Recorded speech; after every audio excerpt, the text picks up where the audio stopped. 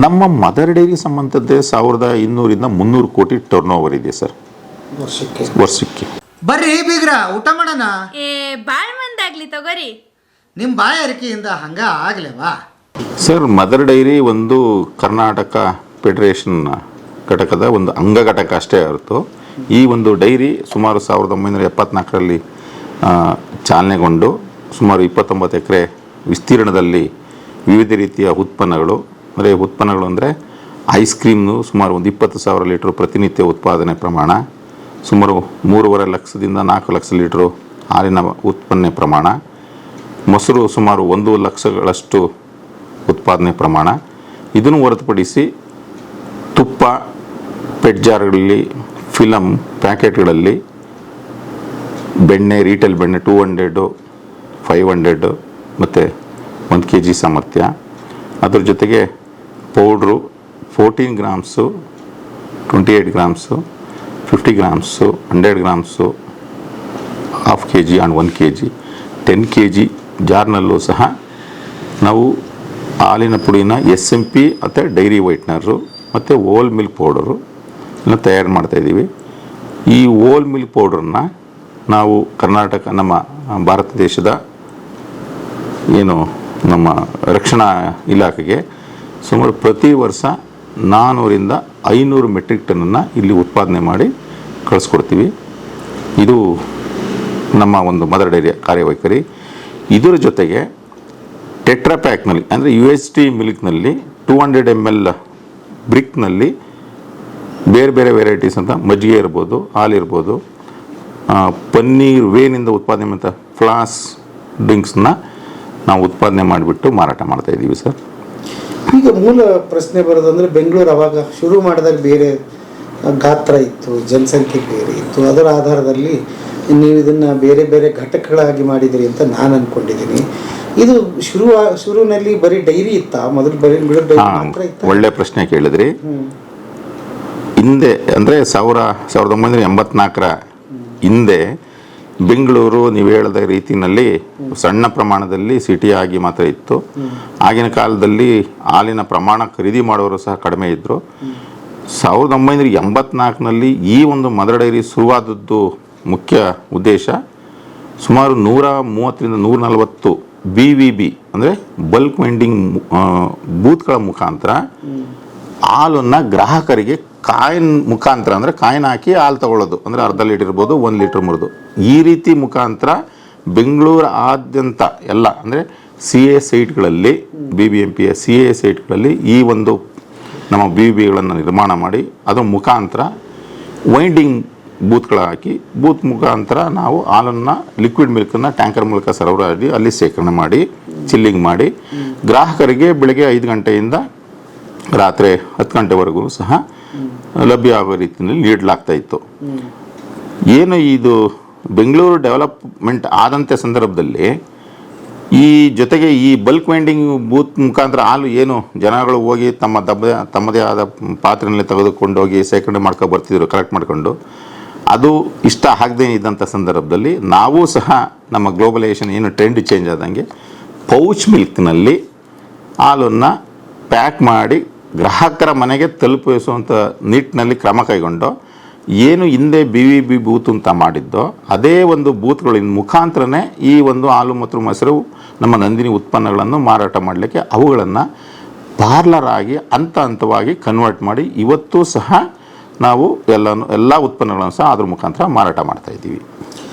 ಈಗ ಕೆಲವು ಬಾರಿ ಕೇಳ್ತಾನೆ ಇರ್ತೀವಿ ನಾವು, ಹೆಚ್ಚು ಹಾಲು ಬಂದ್ಬಿಡ್ತದೆ, ಬೇಸಿಗೆಯಲ್ಲಿ ಕಡಿಮೆ ಬರ್ತದೆ, ಬಟ್ ರೈತರನ್ನ ಡಿಸ್ಟರ್ಬ್ ಮಾಡೋ ಹಾಗಿಲ್ಲ, ಆತ ಹೆಚ್ಚು ಹಾಲು ಹಾಕಿದರೂ ಕೂಡ ನೀವು ತಗೋತೀರಿ, ಕಡಿಮೆ ಹಾಕಿದ್ರೆ ಮ್ಯಾನೇಜ್ ಮಾಡ್ತೀರಿ. ಸವಾಲುಗಳು ಏನಿತ್ತು ಪ್ರಪ್ರಥಮದಲ್ಲಿ? ಇದು ನೀವು ಕೇಳ್ತಾರ ಪ್ರಶ್ನೆ ಉತ್ತಮವಾದ ಪ್ರಶ್ನೆ ಸರ್. ಸುಮಾರು ಒಂದು 20 ವರ್ಷಗಳ ಹಿಂದೆ ನಮ್ಮಲ್ಲಿ ಪೂರ್ಣ ಪ್ರಮಾಣದ ಒಂದು ವ್ಯವಸ್ಥೆ ಇಲ್ಲದೆ ಇದ್ದಂಥ ಸಂದರ್ಭದಲ್ಲಿ ರೈತರಿಂದ ಹೆಚ್ಚುವರಿಯಾಗಿ ಬರ್ತಿದ್ದಂದ್ರೆ ನಾವು ಪ್ರತಿನಿತ್ಯ ಎಷ್ಟು ಗ್ರಾಹಕರಿಗೆ ನೀಡಬೇಕಾಗಿತ್ತು, ಎಷ್ಟು ಉತ್ಪನ್ನ ಮಾಡಬೇಕಿತ್ತು, ಅದು ಹೊರತುಪಡಿಸಿ ಅಂದರೆ ಎಕ್ಸಸ್ ಹಾಲು ಬಂದಂಥ ಸಂದರ್ಭದಲ್ಲಿ ಆ ಹಿಂದೆ ರಜಾ ಅಂತ ಡಿಕ್ಲೇರ್ ಮಾಡಿ ರೈತರಿಂದ ಹಾಲನ್ನು ಖರೀದಿ ಮಾಡೋದನ್ನು ಸ್ಟಾಪ್ ಮಾಡ್ತಾಯಿದ್ರು. ಹಾಗಾಗಿ ರೈತರಿಗೆ ಬಹಳ ತೊಂದರೆ ಆಗ್ತಿತ್ತು. ಅಷ್ಟು ಪ್ರಮಾಣದಲ್ಲಿ ಆಗಿನ ಇದರಲ್ಲಿ 35ರಿಂದ 40 ಲಕ್ಷ ಪ್ರತಿನಿತ್ಯ ಬರ್ತಾ ಇತ್ತು ಆ ಒಂದು ಕಾಲಘಟ್ಟದಲ್ಲಿ. ಆ ರೀತಿ ಆದಂಥ ಸಂದರ್ಭದಲ್ಲಿ ಈ ಏನು ಮಳೆಗಾಲದಂತ ಬಂದಂಥ ಹುಲ್ಲು ಮೇವು ಬಂದಂಥ ಸಂದರ್ಭದಲ್ಲಿ ಹಸುವಿನಿಂದ ಹೆಚ್ಚು ಹಾಲು ಬಂದಂಥ ಸಂದರ್ಭದಲ್ಲಿ ನಾವು ಏನು ಗ್ರಾಹಕರಿಗೆ ನೀಡ್ತೀವಿ ಅದಕ್ಕಿಂತ ಹೆಚ್ಚಿಗೆ ಬಂದರೆ ಅದು ಸಂಸ್ಕರಣೆ ಮಾಡಲಿಕ್ಕೆ ನಮ್ಮಲ್ಲಿ ಒಂದು ಸಾಮರ್ಥ್ಯ ಇಲ್ಲದೇ ಇದ್ದ ಕಾರಣದಲ್ಲಿ ಆ ರೀತಿ ಮಾಡಲಾಗ್ತಿತ್ತು. ಈಗ ಹಂತವಾಗಿ ನಮ್ಮಲ್ಲೇ KMFನಲ್ಲೇ ಎಲ್ಲ ರೀತಿಯ ವ್ಯವಸ್ಥೆ ಮಾಡ್ಕೊಂಡಿದ್ದೀವಿ. ಈ ದಿನವೂ ಸಹ ನಾವು ಹೇಳಬೇಕು ಅಂದರೆ 1,20,00,000 ಲೀಟ್ರು ಹಾಲು ಪ್ರತಿನಿತ್ಯ ಬಂದರೂ ಸಹ ಅದಕ್ಕೆ ಬೇಕಾದಂಥ ಪೂರಕ ವ್ಯವಸ್ಥೆ ಮತ್ತು ಸಾಮರ್ಥ್ಯ ಹೊಂದಿದ್ದೀವಿ ಸರ್. ನಮಗೆ ಪ್ರತಿನಿತ್ಯ ಬೇಕಾದಂಥ ಏನು ಲಿಕ್ವಿಡ್ ಮಿಲ್ಕ್ ಇರೋದು ಪ್ರಾಡಕ್ಟ್ಸ್ಗಳಿರ್ಬೋದು ಇದನ್ನು ನಾವು ಮಾಡಿಕೊಂಡು ಉಳಿದಂಥ ಹಾಲನ್ನು ಡಿಸ್ಪೋಸಬಲ್ಗೆ ಅದೇ ಆದಂಥ ನಮ್ಮಲ್ಲಿ ಸುಮಾರು ಡೈಲಿ ಒಂದು 300 ಟನ್ನು ಉತ್ಪನ್ನ ಮಾಡುವಂಥ ಹಾಲಿನ ಪುಡಿ ಘಟಕವನ್ನು ವಿವಿಧ ಒಂದು ಲೊಕೇಶನಲ್ಲಿ ರಾಮನಗರ ಇರ್ಬೋದು, ಚಂದ್ರಪಟ್ಟಣ ಇರ್ಬೋದು, ಮದರ್ ಡೈರಿ ಇರ್ಬೋದು, ಧಾರವಾಡ, ಮಂಡ್ಯ ಈ ಕಡೆ ಎಲ್ಲ ಕಡೆಗೂ ನಾವು ಪ್ಲಾಂಟ್ ಇಟ್ಕೊಂಡಿದ್ದೀವಿ ಸರ್. ಹಾಗಾಗಿ ಈ ಒಂದು ಈಗಿನ ಕಾಲಘಟ್ಟದಲ್ಲಿ ಈಗ ಯಾವುದೂ ಅಂತೆ ರೈತರಿಗೆ ತೊಂದರೆ ಆಗಲಿಕ್ಕೆ ಸಾಧ್ಯ ಇಲ್ಲ. ಅದೇ ರೀತಿ ನಾವು ಮುಂದುವರ್ಕೊಂಡು ಬರ್ತಾ ಇದ್ದೀವಿ. ಸೊ ಮುಂದಿನ ಯೋಜನೆಗಳು ಸರ್, ಬೆಂಗಳೂರು ಮತ್ತೆ ದೊಡ್ಡದಾಗ್ತಿದೆ, ಗಾತ್ರ ಇನ್ನೂ ನೀವು ಅಂದ್ಕೊಂಡ್ಕಿಂತ ಇನ್ನೂ ಜಾಸ್ತಿ ಬೆಳೀತಾ ಇದೆ. ಇಲ್ಲ, ಅದು ತಕ್ಕಂತೆ ನಾವು ಎಲ್ಲ ಕಡೆ ಅಡಿಷನಲ್ಗೆ ಪ್ಲಾಂಟು ಬರ್ತಾ ಇದೆ. ಈಗೇನು ಹೇಳುತ್ತೆ, ನಾವು ಬರೀ ಹಾಲು ಮತ್ತು ಹಾಲು ಉತ್ಪನ್ನ ಅಂದರೆ ಇವತ್ತಿನ ಪೀಳಿಗೆ ಏನು ಮಾಡ್ತಾ ಇದ್ದಾರೆ ಅಂದರೆ ಹೊಸ ಹೊಸ ಉತ್ಪನ್ನಗಳ ಅಂದರೆ ಟೇಸ್ಟ್ ಬೇಕು ಅಂತ ಹೇಳ್ತಾರೆ, ಪನ್ನೀರ್ ಬೇಕು ಅಂತಾರೆ, ಚೀಸ್ ಬೇಕು ಅಂತಾರೆ, ಚೀಸ್ ಬಾಲ್ ಬೇಕು ಅಂತಾರೆ, ಆಮೇಲೆ ಉತ್ತಮವಾದ ಐಸ್ ಕ್ರೀಮ್ ಬೇಕು ಅಂತಾರೆ, ಐಸ್ ಕ್ರೀಮಲ್ಲಿ ವೆರೈಟಿ ಐಸ್ ಕ್ರೀಮ್ ಬೇಕು ಅಂತಾರೆ. ಹಾಗಾಗಿ ಆಮೇಲೆ ನಮ್ಮ ಸ್ವೀಟ್ಸ್ಗಳು ಅಷ್ಟೇ ಏನು ನಮ್ಮಲ್ಲಿ ಸುಮಾರು ಒಂದು 130ಕ್ಕೂ ಹೆಚ್ಚಿನ ಉತ್ಪನ್ನಗಳೇನಿದೆ. ಅದ್ರ ಜೊತೆಗೆ ನಾವು ನಮ್ಮ ಇವತ್ತಿನ ಪೀಳಿಗೆಗೆ ಹೊಂದ್ಕೊಳ್ಳುವಂಥ ಪ್ರೋಬಯೋಟಿಕ್ ಬೇಸ್ಡ್ ಮೊಸರು ಮತ್ತು ಲಸ್ಸಿ ಇವನ್ನೂ ಸಹ ಉತ್ತಮ ಆರೋಗ್ಯಕ್ಕೋಸ್ಕರ ನಾವು ಹೊರ ತರ್ತಾ ಇದ್ದೀವಿ. ಯಾಕೆಂದರೆ ಟೆಕ್ನಾಲಜಿ ಡೆವಲಪ್ಮೆಂಟ್ ಆದಂತೆ ನಮ್ಮ ಹೊಸ ಜೀವನ ಶೈಲಿಗೆ ಹೊಂದ್ಕೊಳ್ಳುವಂತಹ ಉತ್ತಮವಾದ ಆಹಾರ ಪದ್ಧತಿಗಳಿಗೆ ಹೊಂದ್ಕೊಳ್ಳುವಂಥ ಸಿಸ್ಟಮ್ನು ಸಹ ತರ್ತಾ ಇದ್ದೀವಿ. ಪ್ರತಿನಿತ್ಯ 8 ಲಕ್ಷ ಲೀಟ್ರು ಹಾಲನ್ನು ನಾವು ಇಲ್ಲಿ ನಮಗೆ ಪ್ರೊಕ್ಯೂರ್ಮೆಂಟ್ ಇಲ್ಲ, ಆದರೆ ಮಂಡ್ಯ, ಮೈಸೂರು, ಹಾಸನ, ಕೋಲಾರ, ಶಿವಮೊಗ್ಗ ಏನು ನಮ್ಮ ಸದರ್ನ್ ಡಿಸ್ಟ್ರಿಕ್ಸಿಂದ ಹೆಚ್ಚುವರಿ ಆದಂಥ ಹಾಲನ್ನು ನಮಗೆ ಕೊಡ್ತಾರೆ. ನಾವು ಸಹ 1984ರಿಂದನೂ ಸಹ ಇಂದು ಏನೋ ಬೆಂಗಳೂರು ಸಿಟಿನಲ್ಲಿ ಹಾಲು ಮತ್ತು ಹಾಲಿನ ಉತ್ಪನ್ನಗಳನ್ನ ಮಾರಾಟ ಮಾಡ್ಕೊಬರ್ತಿದ್ದೋ ಆ ಒಂದು ನಮ್ಮ ಪಾರ್ಲರ್ ಮುಖಾಂತರ ಆ ಬರುವ ಹಾಲನ್ನು ಸಂಸ್ಕರಿಸಿ ವಿವಿಧ ರೀತಿಯ ಪ್ಯಾಕೆಟ್ ಮಾಡಿ, ಸ್ವೀಟ್ ಮಾಡಿ ಅಥವಾ ಪನ್ನೀರು, ಫ್ಲೇವರ್ಡ್ ಮಿಲ್ಕು ಇದನ್ನು ಮಾರಾಟ ಮಾಡಿಕೊಂಡು ಬರ್ತಾಯಿದ್ದೀವಿ ಸರ್. ಓಕೆ. ಒಟ್ಟಾರೆ ಇದರ ಟರ್ನ್ ಓವರ್ ವರ್ಷದ್ದು ನಮ್ಮ ಮದರ್ ಡೈರಿ ಸಂಬಂಧದ್ದೇ 1200ರಿಂದ 300 ಕೋಟಿ ಟರ್ನ್ ಓವರ್ ಇದೆ ಸರ್ ವರ್ಷಕ್ಕೆ. ಖರ್ಚು ವೆಚ್ಚನೂ ಅಷ್ಟೇ ಇದೆಯಾ? ಹಾಗೆ ಇಲ್ಲ, ನಾವು ಮೊದಲೇ ಹೇಳ್ದಂಗೆ ಇಲ್ಲಿ ನಮ್ಮ ಟರ್ನ್ ಓವರಿಂದ ಈಗ ಬೇರೆ ಬೇರೆ ಸಂಸ್ಥೆಗಳಲ್ಲಿ 1200 ಕೋಟಿ ಅಂದರೆ 10% 15% ಪ್ರಾಫಿಟ್ ಗೆಸ್ ಮಾಡ್ತಾರೆ. ನಮ್ಮಲ್ಲಿ ಆ ರೀತಿ ಇಲ್ಲ. 1% ಬರೋದು ಹೆಚ್ಚೆ ಆ ರೀತಿ. ಯಾಕೆಂದರೆ ರೈತರಿಂದ ತೆಗೆದುಕೊಳ್ಳುವ ಹಾಲು ಸಂಸ್ಕರಣೆ ಮತ್ತು ಮಾರಾಟ ಇದರಲ್ಲಿ ಬರುವಂಥ ಮಧ್ಯ ಮಾರ್ಜಿನ್ ಏನಿದೆ ಇಟ್ ಇಸ್ ವೆರಿ ವೆರಿ ನಾಮಿನಲ್ಲು. ಈ ಒಂದು ಸಂಸ್ಥೆ ನಾವು ಲಾಭ ಮಾಡೋ ದೃಷ್ಟಿಯಿಂದ ಏನೂ ಮಾಡ್ತಾ ಇಲ್ಲ KMF. ಇದು ಓನ್ಲಿ ರೈತರಿಗೂ ಅನುಕೂಲ ಆಗಬೇಕು, ಗ್ರಾಹಕರಿಗೂ ಅನುಕೂಲ ಆಗಬೇಕು. ಇದ್ರ ಮಧ್ಯದಲ್ಲಿರುವಂಥ ನಾವು ಅಧಿಕಾರಿ ಸಿಬ್ಬಂದಿಗಳು ಈ ಪ್ರೊಸೆಸಿಂಗ್ ಇರ್ಬೋದು, ನಮ್ಮದು ಖರ್ಚು ವೆಚ್ಚಗಳೇನು ಬರ್ತವೆ, ಅಧಿಕಾರಿ ಸಿಬ್ಬಂದಿಗಳ ಸಂಬಳ, ಇದು ಮಾತ್ರ ನಾವು ಲಿಮಿಟ್ ಮಾಡ್ಕೊಂಡಿರೋದ್ರಿಂದ ಲಾಭ ಅಂತ ನಮ್ಮಲ್ಲಿ ಟರ್ನ್ ಓವರ್ಗೆ ಲಾಭ ಯಾವತ್ತೂ ಲೆಕ್ಕ ಹಾಕುವಂಥ ಪರಿಸ್ಥಿತಿ ಇರಲ್ಲ ಸರ್. ನಾವು ಓಕೆ. ಮುಂದಿನ ಯೋಜನೆಗಳು ಇಲ್ಲಿನೂ ಸಹ ನಾವು ಐಸ್ ಕ್ರೀಮ್ ಉತ್ಪಾದನೆ ಇನ್ನೂ ಹೆಚ್ಚಿಗೆ ಮಾಡಲೇಬೇಕು ಅನ್ನೋದು ಒಂದು ಉದ್ದೇಶ ಹೊಂದಿದ್ದೀವಿ. ಜೊತೆಗೆ ಮುಂದಿನ ದಿನಗಳಲ್ಲಿ ಮತ್ತೊಂದು ಈಗೇನು ನಮ್ಮಲ್ಲಿರುವಂಥ ಉತ್ಪನ್ನಗಳ ಜೊತೆಗೆ ಈ ಬ್ರೆಡ್ಡು, ಬನ್ನು ಇದು ಸಹ ಬರ್ತಾ ಇದೆ. ಅದು ಈಗ ನಾವು ಕೋಪ್ಯಾಕಿಂಗ್ ಮುಖಾಂತರ ಮಾಡ್ತೀವಿ. ಮುಂದಿನ ದಿನಗಳಲ್ಲಿ ಮದರ್ ಡೈರಿಲೂ ಅದೊಂದು ಮಾಡಬೇಕು. ಇದು ಸೆಂಟ್ರಲೈಸ್ ಸಿಸ್ಟಮ್ ಇದೆ, ಅಂದರೆ ಮಾರುಕಟ್ಟೆಗೆ ಹೊಂದ್ಕೊಂಡಿರೋದ್ರಿಂದ ಈಸಿ ಆಗುತ್ತೆ ಟ್ರಾನ್ಸ್ಪೋರ್ಟೇಷನ್ ಅನ್ನೋದು ಒಂದು ಉದ್ದೇಶ ಇದೆ. ಈ 2 ಯೋಜನೆಗಳು ಈ ವರ್ಷದಲ್ಲಿ ನಾವು ಮಾಡಬೇಕು ಅಂತಿದ್ದೀವಿ. ಅದೊಂದು ಜೊತೆಗೆ ಪನ್ನೀರ್ನಲ್ಲಿ ಸ್ವಲ್ಪ ಮಾರ್ಪಾಡು ಮಾಡಿ ಇನ್ನೂ ಹೆಚ್ಚಿನ ಪನ್ನೀರ್ ಪ್ರಮಾಣನ ಹೆಚ್ಚಿಗೆ ಮಾಡಬೇಕು ಅಂತ ಒಂದು ಉದ್ದೇಶ ಇಟ್ಕೊಂಡಿದ್ದೀವಿ. ಇದು ನಮ್ಮ ಮುಖ್ಯ ಧ್ಯೇಯ ಆಗಿದೆ ಈ ಸರಿ. ಎಷ್ಟು ಜನ ಸ್ಟಾಫ್ ಇದ್ದಾರೆ? ನಮ್ಮಲ್ಲಿ ಕಾಯಂ ಸಿಬ್ಬಂದಿಗಳು 161 ಜನ ಸಿಬ್ಬಂದಿಗಳಿದ್ದಾರೆ. ಅದ್ರ ಜೊತೆಗೆ ಸುಮಾರು ಒಂದು 700ರಿಂದ 750 ಸಿಬ್ಬಂದಿಗಳು, ಅಂದರೆ ಗುತ್ತಿಗೆ ಕಾರ್ಮಿಕರು. ಈಗ ನಮ್ಮಲ್ಲಿ ಹಾಲ್ ಪ್ಯಾಕೆಟ್ ಇರ್ಬೋದು, ಕ್ರೇಟ್ ಹೊಡಿಬೋದು, ಹಾಲ್ ಡಿಸ್ಪ್ಯಾಚ್ ಇರ್ಬೋದು, ಪ್ಯಾಕಿಂಗ್ ಮಾಡಲಿಕ್ಕೆ, ಪೌಡ್ರ್ ಬ್ಯಾಗ್ ಇಡಲಿಕ್ಕೆ, ಪೌಡ್ರ್ ಚೀಲ ತುಂಬಲಿಕ್ಕೆ, ಇಂತಹ ಒಂದು ಕೆಲಸಗಳಿಗೆ ನಾವು ಈ ಗುತ್ತಿಗೆ ಕಾರ್ಮಿಕರನ್ನು ಬಳಸ್ಕೊಂಡು ನಿರ್ವಹಣೆ ಮಾಡ್ಕೊಂಡು ಬರ್ತಾ ಇದ್ದೀವಿ. ಹಾಗೆ ಸರ್, ದೊಡ್ಡ ಜವಾಬ್ದಾರಿ. ರೈತರಿಂದ ಹಿಡಿದು ಗೋವಿನಿಂದ ಗ್ರಾಹಕರವರೆಗೆ ಕೆಲಸ ನಡೀತಾ ಇದೆ. ಖುಷಿ ಆಯಿತು ತಮ್ಮ ಜೊತೆಗೆ ಮಾತಾಡಿ. ನಿಮ್ಮ ಮುಂದಿನ ಯೋಜನೆಗಳಿಗೆ ಈಡೇರಲಿ. ಖುಷಿ ಆಯಿತು sir. Thank you very much. ಧನ್ಯವಾದಗಳು ಸರ್, ತಮಗೆ ಧನ್ಯವಾದಗಳು. ಸರ್, ಈಗ ಸರ್ ನಾವೀಗ ಮದರ್ ಡೈರಿ ಘಟಕದ ಎಲ್ಲ ಉತ್ಪಾದನಾ ವಿಭಾಗಗಳನ್ನು ನಾವು ಮುಗಿಸಿದ್ದೀವಿ. ಈಗ ಅಂತಿಮವಾಗಿ ನಾವು ಗುಣಭರವಸೆ ವಿಭಾಗದ ಎದುರುಗಡೆ ನಾವಿಲ್ಲಿ ನಿಂತಿದ್ದೇವೆ. ಗುಣಭರವಸೆ ವಿಭಾಗದ ಮೂಲ ಕರ್ತವ್ಯಗಳು ಮತ್ತು ಉದ್ದೇಶಗಳು ಏನು ಅಂತ ಹೇಳಿದ್ರೆ, ಮದರ್ ಡೈರಿ ಬರ್ತಕ್ಕಂಥ ಹಾಲಿನ ಗುಣಮಟ್ಟದ ಪರೀಕ್ಷೆ ಮತ್ತು ಮದರ್ ಡೈರಿಲಿ ಉತ್ಪಾದನೆ ಆಗ್ತಕ್ಕಂಥ ಹಾಲು ಮತ್ತು ಹಾಲಿನ ಉತ್ಪನ್ನಗಳ ಪರೀಕ್ಷೆ, ಹಾಗೆಯೇ ನಾವು ಉತ್ಪನ್ನಗಳ ಪ್ಯಾಕಿಂಗಿಗೆ ಬಳಸ್ತಕ್ಕಂಥ ಕಚ್ಚಾ ವಸ್ತುಗಳು ಏನಿದೆ, ಮತ್ತು ನಾವು ಉತ್ಪನ್ನಗಳ ತಯಾರಿಕೆಗೆ ಉಪಯೋಗಿಸ್ತಕ್ಕಂಥ ವಸ್ತುಗಳು ಏನಿದೆ, ಆ ಎಲ್ಲವನ್ನು ಕೂಡ ನಿಯಮಾನುಸಾರ, ಇವನ್ನೊಂದು ಪದ ಹೇಳಲಿಕ್ಕೆ ಇಷ್ಟಪಡ್ತೀನಿ. ಯಾಕೆ ಅಂತ ಹೇಳಿದ್ರೆ, ಗುಣಭರವಸೆ ವಿಭಾಗ ಕೆಲವು ನಿಯಮಗಳಿದೆ. ಆ ನಿಯಮಗಳನ್ನು ನಾವು ಪರಿಪಾಲನೆ ಮಾಡಲೇಬೇಕು.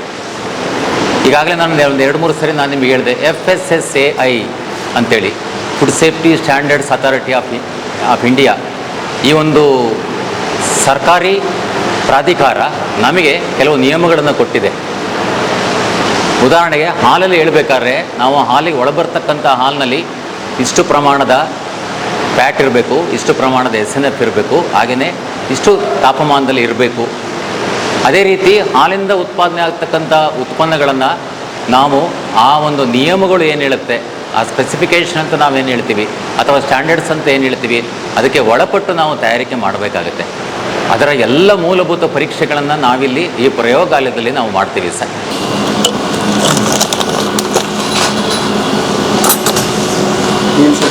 ಇದು ಆ್ಯಕ್ಚುಲಿ DS3 ಅಂತ ಹೇಳಿ ರೀಸೆಂಟಾಗಿ ತರಿಸಿದ್ದೀವಿ. ಇದು ಡೆನ್ಮಾರ್ಕಿಂದ ಇದು ಆಗಿದೆ. ಇದು ಡೆನ್ಮಾರ್ಕಿಂದ ತರಿಸಿರೋದು.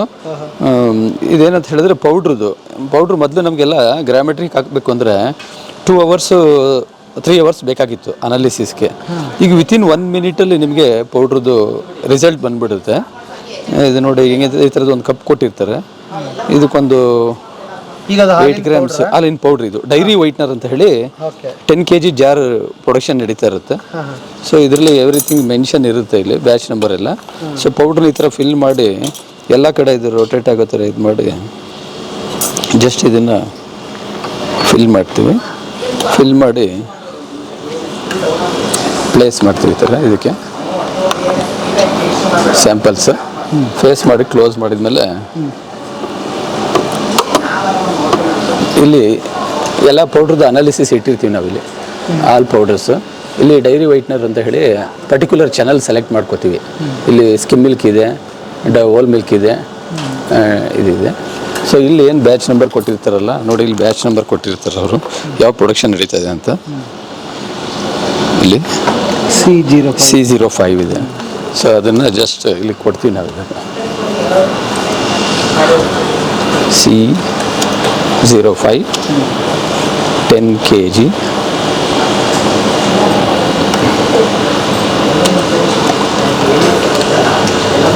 ವಿತಿನ್ ಇಲ್ಲಿ ಪ್ರೋಸೆಸ್ ಆಗ್ತಾ ಇರೋದು ಬರುತ್ತೆ ನೋಡಿ, ಪ್ರೋಸೆಸ್ ಆಗ್ತಾ ಇದೆ ಇಲ್ಲಿ. ಅಂದರೆ ಈಗ ವರ್ಕ್ ಪ್ರೋಸೆಸ್ ಸ್ಟಾರ್ಟ್ ಆಯಿತು ಅಂತ.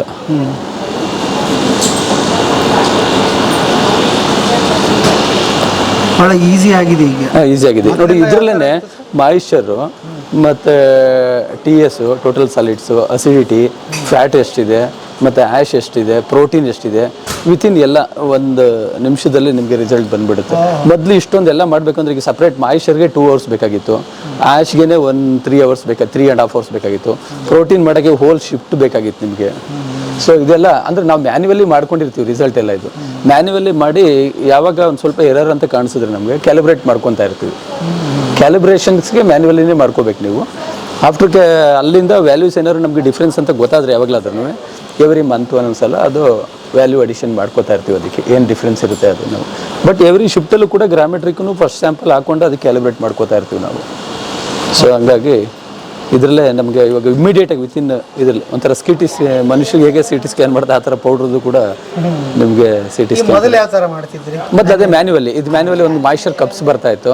ಕಪ್ ತೊಗೊಂಡು 1 ಗ್ರಾಮ್ ಶಾಂಪಲ್ ವೆಯ್ಟ್ ಮಾಡಿ ಅದು 2 hour ಓವನಲ್ಲಿ ಇಟ್ಬಿಟ್ಟು ಮತ್ತೆ ಅದು ವೆಯ್ಟ್ ತೊಗೊಂಡು ಕೂಲ್ ಮಾಡಿ ಡಿಫ್ರೆನ್ಸ್ ಆಫ್ ಒಂದು ಫಾರ್ಮುಲಾ ಇರುತ್ತೆ ಅದು ಮಾಡ್ತಾಯಿದ್ವಿ. ಆ್ಯಶಲ್ಲೂ ಅಷ್ಟೇ ಕ್ರೂಸಿಬಲ್ ತೊಗೊಂಡು 3 ಗ್ರಾಮ್ ಸ್ಯಾಂಪಲ್ ತೊಗೊಂಡು ಮಫಿಲ್ ಫರ್ನೇಸಲ್ಲಿ ಇಟ್ಟು 3 hours ಇಟ್ಟು ಆಮೇಲೆ 3 hours ಆದಮೇಲೆ ಅದು ಕೂಲ್ ಮಾಡಿ ತೊಗೊಳೋದಕ್ಕೆ 4 hours ಟೈಮ್ ಹಿಡಿತಾ ಇತ್ತು. ಪ್ರೋಟೀನ್ಗಿನ ಅದು ಜೆಲ್ಡಾಲ್ ಮೆಥಡ್ ಮಾಡ್ತಾಯಿದ್ವಿ. ಜೆಲ್ಡಾಲ್ ಮೆಥಡ್ 1 day ಹಿಡಿಯುತ್ತೆ ನಿಮಗೆ. ಇವಾಗ ನೋಡಿ ಆಲ್ಮೋಸ್ಟ್ ಅದು ಕಂಪ್ಲೀಟ್ ಆಯಿತು. ಪ್ರೋಸೆಸ್ ಕಂಪ್ಲೀಟ್ ಆದ ತಕ್ಷಣ ಇದು ಓಪನ್ ಆಗುತ್ತೆ. ರಿಸಲ್ಟ್ ಬಂತು 2.31. ಇದು ಮೈನಸ್ ಮಾಡಿದ್ರೆ ಇಲ್ಲಿ ಇಷ್ಟು ರೀಡಿಂಗ್ ಇರುತ್ತೆ ಟೋಟಲ್ ಸಾಲಿಡ್ಸ್. ಇದು ಅಸಿಡಿಟಿ 0.8, 22 ಇದು, ಮತ್ತು ಆ್ಯಶ್ ಕಂಟೆಂಟ್ ಇದು ಆ್ಯಸ್ ಎಚ್ ಬೇಸಿಸ್, ಇದು dry matter basis. So protein. So ಹೊಸ ಮಿಷಿನ್ ಬಂದಾಗ ನಿಮ್ಗೆ ಈ ಥರ ತರಬೇತಿಗಳು ಆಗುತ್ತೆ? ತರಬೇತಿಗಳು ಅಂದರೆ ಇನ್ಸ್ಟಾಲ್ ಮಾಡೋರೇ ಬರ್ತಾರೆ. ಅವರು ಒಂದು 2-3 ಜನ ಅದರಲ್ಲಿ ಪರ್ಟಿಕ್ಯುಲರ್ಲಿ ಎಕ್ಸ್ಪರ್ಟ್ ಇರೋರೆ ಅವರೇ ಇಲ್ಲಿ ಒಂದು 8 days ಇರ್ತಾರೆ. ಆ ಮಿಷಿನ್ ಡೆಮೋ ಮಾಡಿ ಮತ್ತು ಕ್ಯಾಲಿಬ್ರೇಟ್ ಮಾಡಿ ನಮಗೆ ಪ್ರತಿಯೊಂದನ್ನು ಮ್ಯಾನ್ಯುವಲಿ ಹಾಕಿ ಕ್ಯಾಲಿಬ್ರೇಷನ್ ಮಾಡಿಕೊಂಡು ನಮ್ಮ ಜೊತೆನೇ ಒಂದು 5-6 ದಿನ ಅವ್ರು ಇಲ್ಲಿ ಸ್ಟೇ ಮಾಡಿ ಕ್ಯಾಲಿಬ್ರೇಟ್ ಮಾಡಿಕೊಟ್ಟು ನಮಗೆ ಮತ್ತೆ ಕ್ಯಾಲಿಬ್ರೇಟ್ ಮಾಡ್ಕೊಳ್ಳೋದು ಹೇಗೆ ಅನ್ನೋದನ್ನು ಕೂಡ ಹೇಳ್ಕೊಟ್ಬಿಟ್ಟು ಹೋಗ್ತಾರೆ. ಮತ್ತು ಎನಿ ಪ್ರಾಬ್ಲಮ್ಸ್ ಅಂದರೆ ಇಮಿಡಿಯೇಟ್ ಅವರು ಬಂದು ಅಟೆಂಡ್ ಮಾಡ್ತಾರೆ.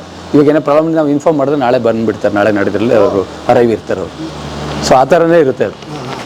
ಸರ್, ನಿನ್ನೆಯಿಂದ ಕೇಳ್ತಾ ಇದ್ದೀನಿ, ಡೆನ್ಮಾರ್ಕ್ ದೇಶದ್ದು ತುಂಬ ಹೆಸರು ಬರ್ತಾ ಇದೆ. ಅಂದರೆ ಏನಾಯಿತು, ಯಾಕೆ ಅದು? ಯಾಕೆಂದರೆ ಸರ್ ನಮ್ಮ ಈ ಕೆಲವು ನಮ್ಮ ರಾಷ್ಟ್ರಗಳೇನಿದೆ ಅಲ್ಲೆಲ್ಲ ಹೈನು ಅಭಿವೃದ್ಧಿ ಸಾಕಷ್ಟಾಗಿದೆ, ಭಾಳ ಹಿಂದಿನಿಂದಲೂ ಕೂಡ.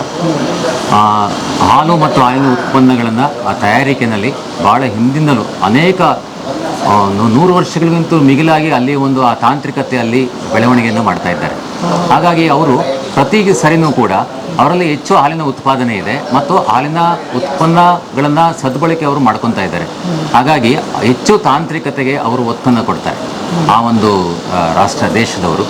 ಹಾಗಾಗಿ ಅಲ್ಲಿ ಹೊಸ ತಾಂತ್ರಿಕತೆ ಏನಿದೆ, ಈಗ ತಾವು ನೋಡಿದ್ರಿ ಸುಮಾರು ನಮಗೇನು ಉಪಕರಣಗಳಿದೆ ಪ್ರಯೋಗಾಲಯದಲ್ಲಿ ಅವೆಲ್ಲವೂ ಕೂಡ ವಿದೇಶದಿಂದ ಆಮದಾದಂಥ ಉಪಕರಣಗಳೇ. ಹಾಗಾಗಿ ಎಲ್ಲಿ ಹೆಚ್ಚಿನ ಒಂದು ಆ ತಾಂತ್ರಿಕತೆ ಅವಶ್ಯಕತೆ ಇದೆ ಅಲ್ಲಿ ಈ ಥರ ಉಪಕರಣಗಳನ್ನು ಅವರು ಅಭಿವೃದ್ಧಿಪಡಿಸ್ತಾರೆ. ಆ ಉಪಕರಣಗಳನ್ನು ನಾವು ಅದನ್ನು ಖರೀದಿ ಮಾಡಿ ನಮ್ಮಲ್ಲಿ ಏನು ಉತ್ಪನ್ನಗಳನ್ನು ತಯಾರು ಮಾಡ್ತಿದ್ದೀವಿ ಅದಕ್ಕೆ ನಾವು ಅದನ್ನು ಪರೀಕ್ಷೆಗೋಸ್ಕರ ನಾವು ಬಳಸ್ಕೊತೀವಿ. ಸೊ ಹಾಗಾಗಿ ಇಡೀ ಜಗತ್ತಿನಲ್ಲಿ ಡೆನ್ಮಾರ್ಕ್ ಹೈನುಗಾರಿಕೆಯಲ್ಲಿ ಮುಂದುವರೆದದ್ದು, ಜೊತೆಗೆ ಬ್ರೆಜಿಲ್ ಕೂಡ ಮುಂದುವರೆದ ದೇಶ ಆಗಿದೆ. ನಮ್ಮಲ್ಲಿ ಉತ್ಪಾದನೆ ಜಾಸ್ತಿ ಇದೆ. ನಮ್ಮ ಭಾರತದಲ್ಲಿ ನಾವು ಉತ್ಪಾದನೆಯಲ್ಲಿ ವಿಶ್ವದಲ್ಲಿ ನಂಬರ್ 1 ಅಂತ ಹೇಳಿ ಕೊಟ್ಟರೂ ಕೂಡ ತಾಂತ್ರಿಕವಾಗಿ ಇನ್ನೂ ಅಭಿವೃದ್ಧಿ ಆಗ್ತಕ್ಕಂಥದ್ದು ತುಂಬ ಇದೆ ಸರ್. ಹಾಗಾಗಿ ನಾವು ಈ ತಾಂತ್ರಿಕತೆಗೆ ನಾವು ಬೇರೆ ದೇಶಗಳ ಮೇಲೆ ನಾವು ಅವಲಂಬಿತವಾಗಿದ್ದೀವಿ. ಸರ್, ಈಗ ನಾವು ಉತ್ಪಾದನೆಯ ಎಲ್ಲ ವಿಭಾಗಗಳನ್ನು ನಾವು ಬಹುತೇಕ ಮುಗಿಸಿದ್ದೀವಿ ಸರ್. ಈ ಒಂದು ಹಂತಕ್ಕೆ ನಾವು ಉತ್ಪಾದನೆಗೆ ಬೆನ್ನೆಲುಬಾಗಿರ್ತಕ್ಕಂಥ ಕೆಲವು ವಿಭಾಗಗಳಿದೆ ಮದರ್ ಡೈರಿನಲ್ಲಿ. ನಾವು ದಿನನಿತ್ಯ ಏನು ಉತ್ಪಾದನೆ ಮಾಡ್ತೀವಿ ಹಾಲು ಮತ್ತು ಹಾಲಿನ ಉತ್ಪನ್ನಗಳಿಗೆ ಆ ಒಂದು ಸಂಸ್ಕರಣೆಗೆ ಬೇಕಾದಂಥ ಕೆಲವು ಬೆನ್ನೆಲುಬಾಗಿರ್ತಕ್ಕಂಥ ವಿಭಾಗಗಳು, ಮುಖ್ಯವಾಗಿ ನಮಗೆ ರೆಫ್ರಿಜರೇಷನ್ ಸೆಕ್ಷನ್, ಶೀತಲೀಕರಣ ಒಂದು ಘಟಕಕ್ಕೆ ನಾವಿಲ್ಲಿ ಬಂದಿದ್ದೇವೆ. ಎದುರುಗಡೆ ಇದ್ದೀವಿ ಶೀತಲೀಕರಣದಲ್ಲಿ.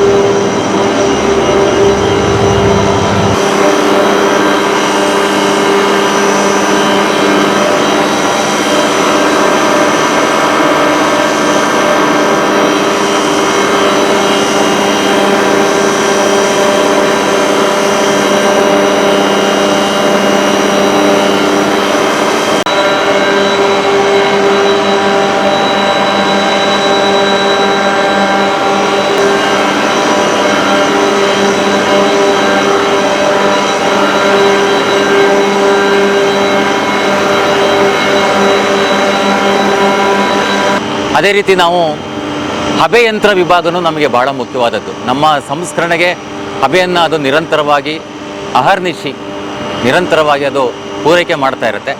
ಹಾಗೆಯೇ ಈ ಒಂದು ವಿಭಾಗದ ಶೀತಲೀಕರಣ ವಿಭಾಗದ ಮುಖ್ಯ ಚಟುವಟಿಕೆಗಳು ಏನು ಅಂತ ಹೇಳಿದ್ರೆ ಸಂಸ್ಕರಣೆಗೆ ಬೇಕಾದಂಥ ಚಿಲ್ಡ್ ವಾಟ್ರನ್ನು ಕೊಡ್ತಕ್ಕಂಥದ್ದು, ಹಾಗೆ ಶೀತಲೀಕರಿಸಿದ ನೀರನ್ನು ಕೊಡ್ತಕ್ಕಂಥದ್ದು.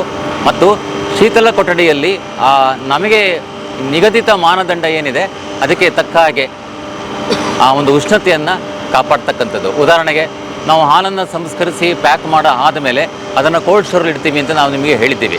ಆ ಕೋಲ್ಡ್ ಸ್ಟೋರ್ ಟೆಂಪ್ರೇಚರ್ ಮೇಂಟೈನ್ ಮಾಡೋದು, ಅದಕ್ಕೆ ಬೇಕಾದಂಥ ಪೂರಕವಾದ ವ್ಯವಸ್ಥೆಯನ್ನು ಕೊಡ್ತಕ್ಕಂಥದ್ದು ಶೀತಲೀಕರಣ ವಿಭಾಗ. ಇನ್ನೊಂದು ನಾನು ನಿಮಗೆ ಉದಾಹರಣೆ ತೊಗೊಂಡು ಹೇಳಬೇಕು ಅಂತ ಹೇಳಿದ್ರೆ, ನಮ್ಮ ಐಸ್ ಕ್ರೀಮ್ ತಯಾರಿಕೆ ಆಗುತ್ತೆ. ಐಸ್ ಕ್ರೀಮ್ ತಯಾರಿಕೆ ಆದಮೇಲೆ ಅದನ್ನು ನಾವು ಡೀಪ್ ಫ್ರೀಸ್ಗಳಲ್ಲಿ ಇಟ್ಟು -18 ಡಿಗ್ರಿ ಸೆಂಟಿಗ್ರೇಡ್ ತಾಪಮಾನದಲ್ಲಿಟ್ಟು ನಾವು ಅದನ್ನು ಉಷ್ಣತೆಯನ್ನು ಕಾಪಾಡಬೇಕಾಗುತ್ತೆ. ಅದೇ ರೀತಿ ನಾವು ಬೆಣ್ಣೆಯನ್ನು ಕೂಡ -18 ಟೆಂಪ್ರೇಚರಲ್ಲಿ ನಾವು ಅದನ್ನು ಕಾಪಾಡಬೇಕಾಗುತ್ತೆ. ಈ ಎಲ್ಲವಕ್ಕೂ ಕೂಡ ಎಲ್ಲ ಒಂದು ಕಾರ್ಯಚಟುವಟಿಕೆಗಳು ಕೂಡ ಈ ರೀತಿಯಾದ ಕಾರ್ಯಚಟುವಟಿಕೆಗಳಿಗೆ ಬೆನ್ನೆಲುಬಾಗಿ ನಿಂತಿರ್ತಕ್ಕಂಥದ್ದು ಅಂತ ಹೇಳಿದ್ರೆ ನಮ್ಮ ಶೀತಲೀಕರಣ ವಿಭಾಗ. ಸರ್ ಎಲ್ಲಿದ್ದೀವಿ ಸರ್ ನಾವು? ಸರ್ ನಾವೀಗ ಮದರ್ ಡೈರಿಯ ಔದ್ಯೋಗಿಕ ಆರೋಗ್ಯ ಕೇಂದ್ರ ಆ ಒಂದು ಸ್ಥಳದಲ್ಲಿ ನಾವಿದ್ದೇವೆ. ಔದ್ಯೋಗಿಕ ಆರೋಗ್ಯ ಆಕ್ಯುಪೇಷನಲ್ ಹೆಲ್ತ್ ಸೆಂಟರ್ ಅಂತೇಳಿ ಆ ಒಂದು ಸ್ಥಳದಲ್ಲಿ ನಾವಿಲ್ಲಿದ್ದೇವೆ.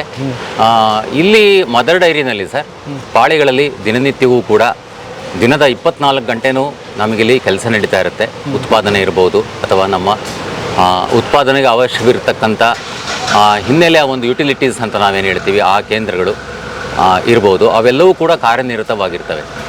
ಇಂಥ ಒಂದು ಕಾರ್ಯಾಚರಣೆ ಸಂದರ್ಭದಲ್ಲಿ ಅಲ್ಲಿ ಕೆಲಸ ಮಾಡ್ತಕ್ಕಂಥ ಸಿಬ್ಬಂದಿಗಳಿಗೆ ಸಣ್ಣ ಪುಟ್ಟ ಅವಘಡಗಳಾಗೋದು ಅಥವಾ ಆರೋಗ್ಯದಲ್ಲಿ ತೊಂದರೆ ಆಗ್ತಕ್ಕಂಥದ್ದು ಅಥವಾ ಏನಾದ್ರು ತುರ್ತು ಪರಿಸ್ಥಿತಿಗಳು ಏನಾದ್ರು ಬಂದಾಗ ಅದನ್ನು ಹೇಗೆ ಯಾವ ರೀತಿ ನಿಭಾಯಿಸಬೇಕು ಅಂತಕ್ಕಂಥ ವಿಷಯ ಬಂದಾಗ ನಮ್ಮ ಔದ್ಯೋಗಿಕ ಆರೋಗ್ಯ ಕೇಂದ್ರದಲ್ಲಿ ನಮ್ಮ ಮದರ್ ಡೈರಿಯ ವೈದ್ಯಾಧಿಕಾರಿಗಳಿದ್ದಾರೆ. ಡಾಕ್ಟರ್ ದಿಲೀಪ್ ಕುಮಾರ್ ಅಂತೇಳಿ ಅವರ ಹೆಸರು. ಅವರು ಈ ಸಿಬ್ಬಂದಿಯ ಆರೋಗ್ಯ ಬಗ್ಗೆ ಸಾಕಷ್ಟು ಕಾಳಜಿ ವಹಿಸಿ ಅವರಿಗೆ ತಕ್ಷಣ ಸಣ್ಣ ಅವಘಡಗಳು ಏನಾದ್ರು ಸಂಭವಿಸಿದಾಗ ಅಥವಾ ಸಣ್ಣ ಇಂಜುರೀಸ್ ಕೂಡ ಆಗ್ಬೋದು ಕೆಲಸ ಮಾಡ್ತಕ್ಕಂಥ ಸಂದರ್ಭದಲ್ಲಿ ಅವೆಲ್ಲವನ್ನು ಕೂಡ ಪರಿಶೀಲನೆ ಮಾಡಿ ಅದಕ್ಕೆ ಸೂಕ್ತ ಔಷಧೋಪಚಾರವನ್ನು ಅವರು ನಡೆಸ್ತಾ ಇದ್ದಾರೆ. ಈಗ ನಾವು ಔದ್ಯೋಗಿಕ ಆರೋಗ್ಯ ಕೇಂದ್ರದ ಒಳಗಡೆ ನಾವು ಹೋಗ್ಬಿಟ್ಟು ಡಾಕ್ಟರ್ ದಿಲೀಪ್ ಕುಮಾರ್ ಅವ್ರನ್ನ ಮಾತಾಡ್ಸೋಣ. ದಯವಿಟ್ಟು ಬನ್ನಿ. ಇವರು ಇಲ್ಲೇ ಪರ್ಮನೆಂಟಾ ನಿಮ್ಮ ಡಿಪಾರ್ಟ್ಮೆಂಟ್ ಇಂದನಾ? ಇವರು ಕಾಯಂ ಡಾಕ್ಟರ್ ಸರ್, ಕಾಯಂ ಡಾಕ್ಟರ್ ಇವರು. ನಮ್ಮ ಮದರ್ ಡೈರಿಗೆ ಅಂತಾನೆ ಸೀಮಿತವಾಗಿರ್ತಕ್ಕಂಥ ಡಾಕ್ಟ್ರು. ಅವರು ಕಾಯಂ ಸಿಬ್ಬಂದಿ, ಪರ್ಮನೆಂಟ್ ಡಾಕ್ಟರ್. ಓಕೆ, ನಿಮ್ಮ ಇದರಿಂದನೇ ನಮ್ಮಿಂದ ಹೌದು ಅಪಾಯಿಂಟ್ ಆಗಿರ್ತಕ್ಕಂಥ ಡಾಕ್ಟ್ರು. ಹೌದು, ಬನ್ನಿ. ನಮಸ್ತೆ. ನಮಸ್ಕಾರ ಸರ್. ಭಾಳ ಖುಷಿ ಆಗೋದೇನೆಂದರೆ ಒಂದು ಸಂಸ್ಥೆ ಹೀಗೆಲ್ಲ ಕೆಲಸ ಮಾಡುತ್ತೆ ಅನ್ನೋದೇ ನನಗೆ ಸೋಜಿಗದ ವಿಚಾರ. ಅದರಲ್ಲಿ ನಿಮ್ಮ ಡಿಪಾರ್ಟ್ಮೆಂಟ್ ಹೇಳಿ ಸರ್, ಯಾಕೆ ಕೆಲಸ ನಿರ್ವಹಿಸುತ್ತೆ ನಿಮ್ಮ ಡಿಪಾರ್ಟ್ಮೆಂಟ್? ಇಲ್ಲಿ ಘಟಕದಲ್ಲಿ ಸುಮಾರು ನಿಮ್ಗೆ ಗೊತ್ತಿದ್ದಂಗೆ ಈಗಾಗಲೇ ನಿಮಗೆ ಮಾಹಿತಿ ಬಂದಿರ್ಬೋದು, ಒಂದು 800ರಿಂದ 1000 ಜನ ಕೆಲಸ ಮಾಡ್ತಿರ್ತಾರೆ. ಅವ್ರಿಗೆ ಸುಮಾರು ಚಿಕ್ಕ ಪುಟ್ಟ ಒಂದು ಕಾಯಿಲೆಗಳು ಉದ್ಭವ ಆಗಿರ್ಬೋದು, ಇಲ್ಲ ಬಂದಾಗ ಸ್ವಲ್ಪ ಪ್ರಾಬ್ಲಮ್ಸ್ ಅರೈಸ್ ಆಗ್ಬೋದು ಅವ್ರಿಗೆ. ಇಲ್ಲ ಇಲ್ಲಿ ಕೆಲಸ ಮಾಡಬೇಕಾದ್ರೆ ಅವ್ರಿಗೇನಾದರೂ ಈ ಮಿಷನರೀಸ್ ಆದರೂ ಇದು ಸ್ವಲ್ಪ ಇಂಜುರೀಸು ಆಗ್ಬೋದು. ಅಂಥ ಸಮಯದಲ್ಲಿ ಇಲ್ಲಿಗೆ ಬರ್ತಾರೆ. ಸೊ ಅವ್ರಿಗೆ ಚಿಕಿತ್ಸೆ ನೀಡುವಂಥದ್ದು, ಇಲ್ಲ ಮುಂದೆ ಏನಾದರೂ ರೆಫರಲ್ ಬೇಕಂದರೆ ನೋಡಿ ಅವ್ರಿಗೆ ರೆಫರ್ ಮಾಡ್ತಕ್ಕಂಥದ್ದು. ಮೇ ಬಿ ಹೈಯರ್ ಏನಾದರೂ ನೀಡಿದ್ದರೆ ಓಕೆ, ಅದೆಲ್ಲ ನಾವಿಲ್ಲಿ ಮಾಡ್ತೀವಿ. ಅದು ಹೊರತುಪಡಿಸಿ ಏನಂದರೆ ಮೇನ್ ಇಲ್ಲಿ ಯಾರು ಹೊಸ್ದಾಗಿ ಕೆಲ್ಸಕ್ಕೆ ಬರ್ತಾರೆ ಅವ್ರಿಗೆ ಫಸ್ಟ್ ಇಲ್ಲಿ ಬಂದು ಅವ್ರು ಎಕ್ಸಾಮಿನೇಷನ್ ಮಾಡಿಸ್ಕೊಂಡು ಮತ್ತೆ ಜಾಯ್ನ್ ಆಗಬೇಕಾಗುತ್ತೆ. ಓಹೋ, ಸುಮ್ಮನೆ ನೇರವಾಗಿ ಹೋಗಂಗಿಲ್ಲ. ಎಲ್ಲ ತಪಾಸಣೆಗಳು ಮಾಡಿ ನಾವು ಅವರು ಸ್ವಲ್ಪ ಸೂಟಬಲ್ ಇದ್ದಾರೆ ಅಂದರೆ ಮಾತ್ರ ನಾವು ಪರ್ಮಿಷನ್ ಕೊಡ್ತೇವೆ. ಓಕೆ, ಇದು ಪ್ರೀ ಮೆಡಿಕಲ್ ಎಕ್ಸಾಮಿನೇಷನ್. ಜಾಯ್ನ್ ಆಗೋಕ್ಕೆ ಮುಂಚೆ ಜಾಯ್ನ್ ಆದಮೇಲೆ ನಾವೇನು ಮಾಡ್ತೀವಿ, ಜಾಯ್ನ್ ಆಗಬೇಕಾದ ಸಮಯದಲ್ಲೇ ನಮಗೆ FSSAI ರೂಲ್ ಪ್ರಕಾರ ಇದು ಫುಡ್ ಇಂಡಸ್ಟ್ರಿ ಆಗಿರೋದ್ರಿಂದ ನಾವು ಅವ್ರಿಗೆ ಕಡ್ಡಾಯವಾಗಿ ಟೈಫಾಯ್ಡ್ ವ್ಯಾಕ್ಸಿನೇಷನ್ನ ನೀಡ್ತೇವೆ. ಯಾಕಂದರೆ ಟೈಫಾಯ್ಡ್ ನಮಗೆ ಫುಡ್ ಥ್ರೂ ಎಲ್ಲ ಸ್ಪ್ರೆಡ್ ಆಗುತ್ತೆ, ಓರಲ್ ರೂಟ್ ಅದು ಇದು ಅಂತೇಳಿ ನಾವು ಅದರಿಂದ ಕಡ್ಡಾಯವಾಗಿ ಅವ್ರಿಗೆ ಟೈಫಾಯ್ಡ್ ವ್ಯಾಕ್ಸಿನೇಷನ್ ನೀಡುತ್ತೆ. ಆಮೇಲೆ ಎವ್ರಿ ಇಯರು ವರ್ಷಕ್ಕೊಮ್ಮೆ ಆ್ಯನ್ಯುವಲ್ ಮೆಡಿಕಲ್ ಎಕ್ಸಾಮಿನೇಷನ್ ಕಂಪಲ್ಸರಿ ಮಾಡ್ತೀವಿ. ಎಲ್ಲ ಸಿಬ್ಬಂದಿ ಮತ್ತು ಎಲ್ಲ ಕಾಂಟ್ಯಾಕ್ಟ್ ಲೇಬರ್ಸ್ ಎಲ್ಲರಿಗೂ ಸೇರಿಸಿ ನಾವು ಇದು ಕಡ್ಡಾಯವಾಗಿ ನಡೆಸ್ತೇವೆ. ಆ ಸಮಯದಲ್ಲಿ ಕೂಡ ಯಾರ್ಯಾರು ಮಿಸ್ ಆಗಿರ್ತಾರೋ ಅವ್ರಿಗೆ ಕಡ್ಡಾಯವಾಗಿ ನಾವು ವ್ಯಾಕ್ಸಿನೇಷನ್ನ ನೀಡ್ತೇವೆ. ಇದೆಲ್ಲ ಫ್ರೀ ಆಫ್ ಇದು ಇದೆಲ್ಲ ಘಟಕದ ವತಿಯಿಂದನೇ ನಾವು ಕೊಡ್ತೇವೆ. ಬೇರೆ ಬೇರೆ ಡಿಪಾರ್ಟ್ಮೆಂಟ್ಗಳು ಗಮನಿಸ್ತಾ ಇದ್ದೆ, ಕೆಲವೊಂದು ಮೈನಸ್ ಟೆಂಪ್ರೇಚರಲ್ಲಿ ಕೆಲಸ ಮಾಡೋರಿದ್ದಾರೆ. ಹೌದು, ಕೆಲವೊಬ್ಬರು ಹೀಟ್ ಪ್ರದೇಶದಲ್ಲಿ ಮಾಡೋರಿದ್ದಾರೆ. ಹೆಚ್ಚು ಏನು ಬರುತ್ತೆ ಅವ್ರ ಡಿಸೀಸ್? ನೀವು ಆ್ಯಕ್ಚುಲಿ ಇದು ನೀವು ಹೇಳ್ದಂಗೆ ಮೈನಸ್ಸಲ್ಲಿ ಮಾಡಿದ್ರೆ ಕೋಲ್ಡ್ ಇಂಜುರೀಸ್ ಆಗಬೇಕು. ಬಟ್ ಅವ್ರೇನಂದ್ರೆ ಫ್ರೀಕ್ವೆಂಟಾಗಿ ಎಕ್ಸ್ಚೇಂಜ್ ಆಗ್ತಿರ್ತಾರೆ, ಒಂದೇ ಒಂದು ಮೈನಸ್ಸಲ್ಲೇ ಇರೋದಿಲ್ಲ. ಸ್ವಲ್ಪ ಹೊತ್ತೊಂದು ಹಾರ್ಡ್ಲಿ ಒಂದು 1 ಮಿನಿಟ್ ಇರ್ಬೋದು, ಮತ್ತೆ ಹೊರಗಡೆ ಬಂದ್ಬಿಡ್ತಾರೆ. ಸೊ ಬಾಡಿ ಏನಾಗುತ್ತೆ, ಚೇಂಜ್ ಆಗ್ತಿರುತ್ತೆ. ಸೊ ಆಗಿಂದ ನಮ್ಗೇನು ಕೋಲ್ಡ್ ಇಂಜುರೀಸ್ ಇಲ್ಲ, ರೈಸ್ ಆಗಿಲ್ಲ ಇದುವರೆಗೂ. ಆಗಿಲ್ಲ. ಸಾಮಾನ್ಯವಾಗಿ ಏನು ಬರುತ್ತೆ? ಸಾಮಾನ್ಯವಾಗಿ ನಾರ್ಮಲಿ ಎಲ್ಲ common symptoms, cold, fever, ಕಾಫು. Fever ಏನಾದರೂ ಬಂದರೆ ನಾನು ಜನರಲಿ 1 or 2 days ನೋಡಿ ಅವ್ರಿಗೆ ವಾಪಸ್ ಕಳಿಸ್ತೇನೆ. ರೆಸ್ಟ್ ತೊಗೊಂಡು ಬರಬೇಕಾಗುತ್ತೆ. ಯಾಕಂದರೆ ಇಲ್ಲಿ ಆ ಒಂದು ಕಾಫ್ ಇರೋದು, ಫೀವರ್ ಇರೋದು ಅವ್ರನ್ನ ನಾವಿಲ್ಲಿ ಕೆಲಸ ಮಾಡ್ಲಿಕ್ಕೆ ಆಗೋದಿಲ್ಲ. ಯಾಕಂದ್ರೆ ಸ್ಪ್ರೆಡ್ ಆಗೋ ಚಾನ್ಸಸ್ ಇದ್ದರೆ ಅದು ತೊಂದರೆ ಆಗುತ್ತೆ. ಅಂಥವ್ರನ್ನ ನಾನು ಇಲ್ಲಿಂದ ಮತ್ತೆ ವಾಪಸ್ ಅವ್ರಿಗೆ ಸಿಕ್ ಲೀವ್ ಮೇಲೆ ಕಳಿಸಿ, ಕಡಿಮೆ ಆದಮೇಲೆ ಇಲ್ಲ ನಾನು ರಿವ್ಯೂ ತೊಗೊಂಡ್ಮೇಲೆ ಮತ್ತೆ ಜಾಯ್ನ್ ಆಗ್ತಾರೆ.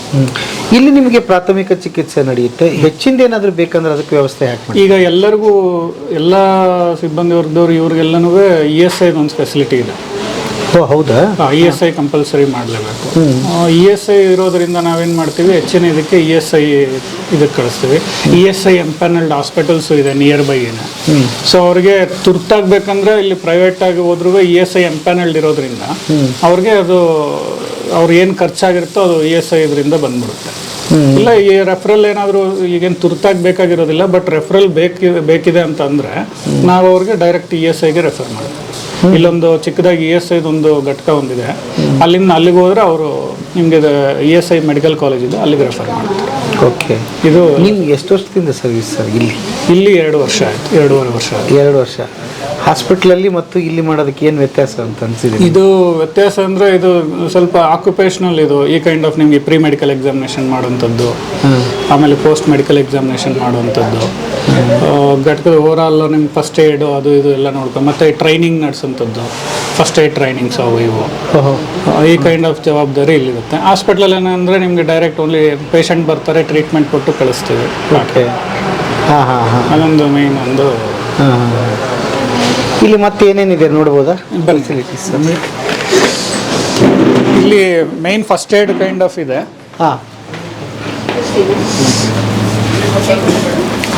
ಡಿಸ್ಪೆನ್ಸರೀಸ್ ಇದೆ. ಓಹೋ, ಓಕೆ.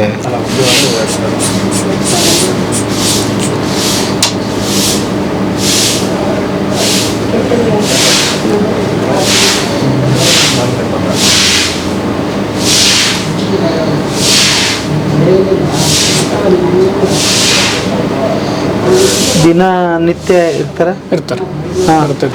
ಅಂದಾಜು ಎಷ್ಟು ಜನ ಇರ್ತಾರೆ? ಒಂದು 25ರಿಂದ 30 ಜನ ಬರ್ಬೋದು. ಮತ್ತು ನಾವು ಸಪ್ರೇಟಾಗಿ ಇವ್ರಿಗೆ ಕೆಲವ್ರಿಗೆಲ್ಲ ಈಗಂತೂ ಈ ನಾನ್ ಕಮ್ಯುನಿಕೇಬಲ್ ಡಿಸೀಸಸ್ ಅಂತ ಬರ್ತಿದ್ದಾವಲ್ಲ, ಹೈಪರ್ ಟೆನ್ಷನ್ನು, ಡಯಾಬಿಟಿಸು, ಇದೆಲ್ಲನೂ ಫಾಲೋ ಅಪ್ ಮಾಡ್ತಾ ಇರ್ತೀವಿ. ಇಲ್ಲಿ ಯಾರಾದರೂ ಇದ್ರೂ ಅಂಥವ್ರನ್ನ ನಾವು ತುಂಬ ಮೆಷಿನರೀಸ್ ಕಡೆ ಹಾಕೋದಿಲ್ಲ. ಹೈಪರ್ ಟೆನ್ಷನ್ ಇರೋರು ಅವ್ರನ್ನ ಯಾವುದು ಸೂಕ್ತ ಪ್ರದೇಶನೋ ಅಲ್ಲಿ ಎಂಪ್ಲಾಯ್ ಮಾಡಿರ್ತೀವಿ. ಅದೆಲ್ಲ ಎಲ್ಲ ಅಡ್ವೈಸ್ ಮಾಡ್ತೀವಿ ನಾವು. ಓಕೆ. ಇವ್ರನ್ನ ಮಾತಾಡ್ಸೋಣ.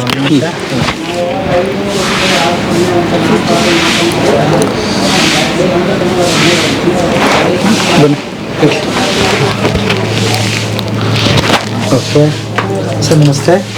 ನಿಮ್ಮ ಹೆಸರು? ದಸ್ತಗಿರಿ ಅಂತ. ದಸ್ತಗಿರಿ. ಹಾಂ. ಯಾವ ಡಿಪಾರ್ಟ್ಮೆಂಟಲ್ಲಿ ಕೆಲಸ ಮಾಡಿ? ನಾವು QC ಮೇನ್ ಲ್ಯಾಬಲ್ಲಿ ಕೆಲಸ ಮಾಡ್ತಿದ್ದೀವಿ ಸರ್. ಏನಾಗಿತ್ತು ನಿಮಗೆ? ಇಲ್ಲ ಸರ್, ಇದಕ್ಕಿಂತ ಮುಂಚೆ ಎಲ್ಲ ಇದು ಚೆಕ್ ಮಾಡ್ತಾರೆ ಸರ್, ಆರೋಗ್ಯ ಚೆಕ್ ಮಾಡ್ತಾರಲ್ಲ, ಅಡ್ವಾನ್ಸ್ ಆಗಿ ಯಾವುದು ಡಿಸೀಸ್ ಬರಬಾರ್ದಂತ BP, ಶುಗರ್ ಅದನ್ನೆಲ್ಲ ಚೆಕ್ ಮಾಡ್ತಾರೆ. ಅದ್ರ ಬಗ್ಗೆ ಎಲ್ಲ ಟ್ಯಾಬ್ಲೆಟ್ಸ್ ಕೊಡ್ತಾರೆ, ಮತ್ತು ಡೆಂಗು, ಮಲೇರಿಯಾ ಬಗ್ಗೆ ಎಚ್ಚರಿಕೆ ಕೊಡ್ತಾರೆ, ಮತ್ತು ಅದ್ರ ಬಗ್ಗೆ ಇಂಜೆಕ್ಷನ್ ಕೊಡಬೇಕಂತ ಅಲೌನ್ಸ್ ಮಾಡ್ತಾರೆ ಸರ್. ನಮಗೆ ಬೇಕಾದರೆ ಇಂಜೆಕ್ಷನ್ ಮಾಡ್ಕೋತೀವಿ ಸರ್. ಹೌದಾ? ಹಾಂ ಸರ್. ಓಕೆ. ಎಲ್ಲ ಫೆಸಿಲಿಟೀಸ್ ಚೆನ್ನಾಗಿ ಇದೆ ಸರ್. ನಮ್ಮದು ಇಮಿಡಿಯೇಟ್ಲಿ ಏನೇ ಆಗಿರಲಿ ಸರ್, ಇದಕ್ಕಿಂತ ಮುಂಚೆ 2-3 ಬಾರಿ ಇಂಜೆಕ್ಷನ್ ಮಾಡ್ಕೊಂಡಿದ್ದೆ ಸರ್. ನಾನು ಕೈ ಕುಯ್ದಿದ್ದು ಸರ್ ನಂದು, ಮತ್ತು ಬಟ್ಟೆಲ್ಲ ಹೊಡೆದಿತ್ತು ಅದ್ರ ಬಗ್ಗೆ. ಮತ್ತು ಏನಾದರೂ ವಾಮಿಟ್ ಆದರೆ, ಇಲ್ಲಾಂದರೆ ಏನಾದರೂ ಪ್ರಾಬ್ಲಮ್ ಆದರೆ, ಜ್ವರ ಬಂದರೆ ಟ್ಯಾಬ್ಲೆಟ್ಸ್ ಕೊಡ್ತಾರೆ ಸರ್. ಹಾಂ, ಇಮಿಡಿಯೇಟ್ಲಿ ವ್ಯವಸ್ಥೆ ಮಾಡ್ತಾರೆ ಸರ್. ಹಾಂ ಸರ್. ಅಂದರೆ ಹೊರಗಡೆ ಹೋಗಿ ಮತ್ತೆ ಟೈಮ್ ಇದನ್ನ ನಮಗೆ ಅಲ್ಲಿ ಹೋಗಿ ಹೊರಗಡೆ ಹೋಗ್ತೀವಲ್ಲ ಸರ್, ಅಷ್ಟು ಇದು ಆಗಲ್ಲ ನಮಗೆ, ಮ್ಯಾಚ್ ಆಗಲ್ಲ ಸರ್. ಇಲ್ಲಿಂದ ಹೊರಗಡೆ ಹೋಗಿ ತೋರಿಸೋದು, ಇಲ್ಲಿ ಅದಕ್ಕಿಂತ ಸರಿಯಾಗಿ ಟ್ರೀಟ್ಮೆಂಟ್ ಸಿಗುತ್ತೆ ಸರ್ ಇಲ್ಲಿ. ಆಮೇಲೆ ದುಡ್ಡು ಇಲ್ಲ ಸರ್, ದುಡ್ಡು ಗಿಡ್ಡು ಏನಿದೆ ಯಾವತ್ತೂ ತೊಗೊಂಡಿಲ್ಲ ಸರ್, ಯಾರಿಗೂ ತಗೊಳ್ಳೋದಿಲ್ಲ. ಗೆಳೆಯರ ನೋಡಿ, ಹೀಗೆ ಸಂಸ್ಥೆ ಕೆಲಸ ಮಾಡುತ್ತೆ. ಈ ಬಹಳ ಇಂಪಾರ್ಟೆಂಟ್ ಡಿಪಾರ್ಟ್ಮೆಂಟ್ ಇದು ಈ ಸಂಸ್ಥೆಯಲ್ಲಿ, ಮತ್ತು ನಮ್ಗೆ ಎಲ್ಲಿ ನೋಡೋಕ್ಕೆ ಸಿಗೋದಿಲ್ಲ, ರೇರ್ ಇದು.